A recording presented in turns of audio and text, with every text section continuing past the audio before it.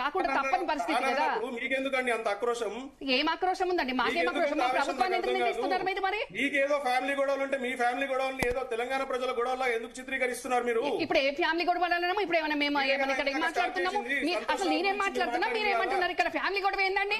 ఇక్కడ నేను ట్యాపింగ్ గురించి మాట్లాడంటే ఫ్యామిలీ గొడవ తీసుకొస్తారు ఏందండి? ఇక్కడ ఫ్యామిలీ గొడవ ఫ్యామిలీ గొడవ గురించి మాట్లాడుతున్నామా? మీరు టాపిక్ డైవర్ట్ చేయకండి అన్న, దయచేసి రెస్పెక్ట్ అట్లనే ఉంచుకోండి. ఫ్యామిలీ గొడవ ఏందండి?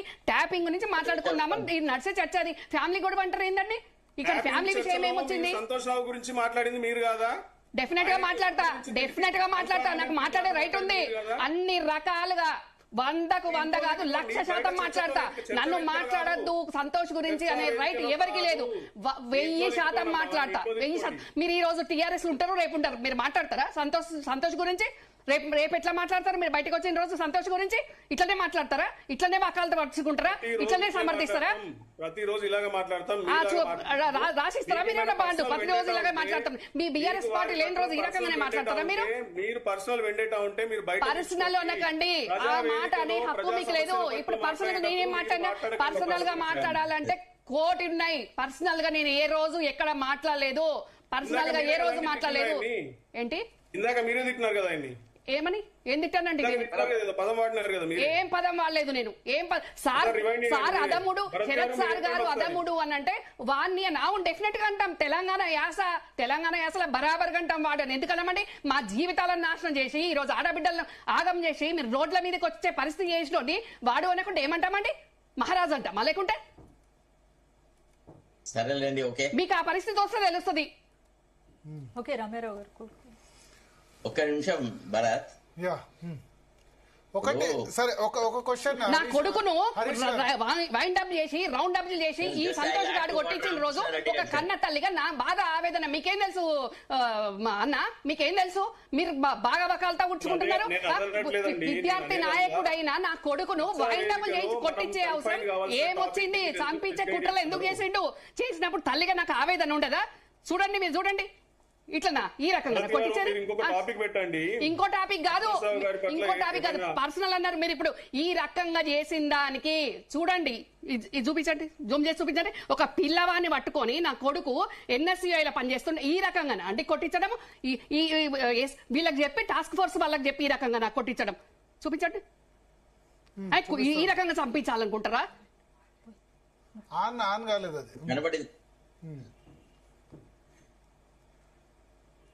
ఓకే, ఇప్పుడు ఆయన కూడా అదే అంటారు. మీ ఫ్యామిలీకి సంబంధించిన ఇది ఫ్యామిలీ కాదండి, ఇది ఫ్యామిలీ కాదు. భరత్ గారు ప్లీజ్, ఇది ఫ్యామిలీ అసలే కాదు. ఇది పర్సనల్ ఇష్యూ. ఫ్యామిలీ అని అనకండి, ఫ్యామిలీకి అనకండి ఈ రకంగా అండి.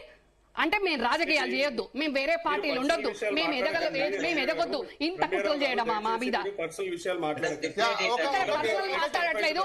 నేనేం కేసీఆర్ గారి ఫామ్ హౌస్ లో వాటాలు అడగలేదు, కేసీఆర్ గారి ఆస్తుల్లో వాటాలు అడగలేదు. మీరు దయచేసి పర్సనల్ అని అనొద్దు, పర్సనల్ అనొద్దు. మాకు ఏముంది ఏం లేదు అనేది మీకు ఏం తెలుసు? మేము అట్లా పర్సనల్ మాట్లాడితే ఏ ఒక్క బీఆర్ఎస్ నాయకుడు వచ్చి మాట్లాడే పరిస్థితి ఉండదు, గమనించుకోండి అది. ఓకే హరీష్ గారు చెప్పండి. ఒకటి, ఇప్పుడు మీరు సరే ఇవన్నీ మాట్లాడుతున్నారు కానీ ఇప్పుడు ప్రాథమిక ప్రైమా ఫేసి ఎవిడెన్స్ అక్కడ కనబడుతుంది. రాధాకిషన్ రావు కన్ఫెషన్ స్టేట్మెంట్ లో పెద్ద ఆయన అని చెప్పారు. ప్రణీత్ రావు హార్డ్ డిస్క్ ధ్వంసం చేయాల్సిన అవసరం అయింది ఫోన్ ట్యాపింగ్ కనుక ఇల్లీగల్ గా జరగకపోతే. మావోయిస్టుల పేరు చెప్పుకొని రఘునందన్ రావు, బండి సంజయ్ వాళ్ళందరి ఫోన్ ట్యాపింగ్ ఎందుకు చేయాల్సి వచ్చింది? అదే చెప్తున్నా, కవిత తన భర్త ఫోన్ ట్యాప్ చేశారంటోంది. అక్కడికే వస్తున్నామండి. ఫోన్ ట్యాపింగ్ కి ఆదేశాలు ఇచ్చినటువంటి వ్యక్తుల పేర్లు బయట పెట్టండి. మీ దగ్గర రుజువులు ఏమైనా ఉన్నాయా? మీరే ఇందాక అడిగినారు రామకృష్ణారెడ్డి గారిని, ఓవరాల్ గా ఎవరైనా ఆదేశాలు ఇచ్చి ఉంటే వారి పట్ల ఏమైనా చర్యలు తీసుకోవచ్చా అన్నట్టు మీరే అడిగినారు. అది ఓరల్ ఇచ్చినారా, రిటర్న్ ఇచ్చినారా, ఏది ఇచ్చినారా, ఎవరు తెలియదు. అసలు ఎవరు ఇచ్చినారండి? ఇప్పటికీ 10ల సంఖ్యలో కేటీఆర్ గారు, హరీష్ రావు గారు పదే ఈవెన్ కేసీఆర్ గారు కూడా చెప్పడం జరిగింది ఆల్రెడీ. ఎవరికి ఆదేశాలు చెప్తున్నామండి. ఫోన్ ట్యాపింగ్ అనేది పోలీసులు కొన్ని విషయాల పట్ల కొన్ని సెక్యూరిటీ రీజన్స్ తోని ఫోన్ ట్యాపింగ్ చేసే వెసులుబాటు వాళ్ళకు ఉంటది. దానికి సీఎంఓ లేకపోతే హోమ్ మినిస్టర్ గారు లేకపోతే సెక్యూరిటీకి రఘునందన్ ఏం థ్రెట్, బండి సంజయ్ ఏం థ్రెట్, ఈటల రాజేందర్ ఏం థ్రెట్, అది వాళ్ళని ఇప్పుడు ఇన్వెస్టిగేట్ చేస్తున్నారు. కవిత భర్త అనిల్ ఎట్లా థ్రెట్ అవుతారు సెక్యూరిటీ? నేను అదే అంటున్నానండి. అప్పుడు ఉన్నటువంటి ఇంటెలిజెన్స్ చీఫ్ ఎవరు, లేకపోతే అప్పుడు ఉన్నటువంటి concern officer intelligence chief Prabhakar Rao Prabhakar Rao intelligence chief Prabhakar Rao Prabhakar గారు రావు మీరు ఇందాక రాధాకిషన్ రావు గారు మీరు ఇందాక అన్నారు పెద్ద రాధాకిషన్ రావు టాస్క్ ఫోర్స్ అదే ఇవన్నీ కూడా బయటికి రావాలి కదా పేర్లన్నీ బయటికి వచ్చి విచారణ జరిగి ఎప్పుడైతే ఛార్జ్ షీట్ ఫైల్ అయ్యి అది మళ్ళీ ట్రయల్లోకి వెళ్ళి దాని తర్వాత ఎవరైతే దోషులు అనేది బయటపడతారో అప్పుడు తెలుస్తుంది మనకి. It is too early to judge కదా. ఇప్పుడే మనం మాట్లాడితే ఏమొస్తుందండి? ఇప్పుడు వాళ్ళు ఒప్పుకుంటలేరు, వీళ్ళు ఒప్పుకుంటలేరు, ఎట్లా దీన్ని కన్క్లూడ్ చేస్తారు మీరు?